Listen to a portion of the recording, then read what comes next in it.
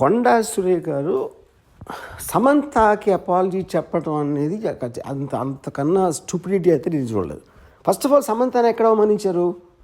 కొండా సురేఖ అవమానించలా, పొగిడారు. యాక్చువల్గా ఎందుకు పొగిడారంటే అక్కడ ఏమంటున్నారు ఆవిడ, నాగార్జున నాగ చైతన్య ఇద్దరు కలిసి ఒక మామగా, ఒక భర్తగా, ఒక కోడలిని, ఒక భార్యని తనకున్న ఒక ఆస్తి కాపాడుకోవడానికి వెళ్ళమని ఫోర్స్ చేస్తే తను కాదని చెప్పి విడాకులు ఇచ్చి వెళ్ళిపోయింది అని. అక్కడ సమంతకు అవమానం ఏంటి? సమంతని పొగిడినది. యాక్చువల్గా అవమానించింది ఎవరిని?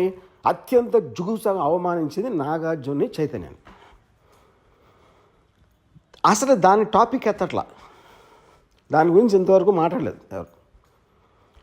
సో ఇప్పుడు ఇలాంటిది చెప్పడం కన్నా అంటే అక్కినేని కుటుంబం అంతా ఉన్న హుందాతనం, వాళ్ళకున్న extraordinary reputation, most dignified and reputed, అది ఒకసారి పక్కన పెట్టి ఏ ఇంట్లో అయినా ఒక మామని భర్తని ఇలాంటి ఆరోపణ నేనైతే నా జీవితంలో ఏం లేదు ఇలాంటిది.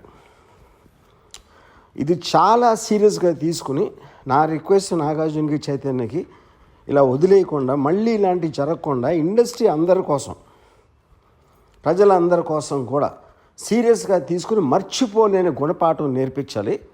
దీనికి తప్పిస్తే మన దగ్గర వేరే మార్గం లేదు. ఇలాంటిది మళ్ళీ జరగకుండా చూడాలి.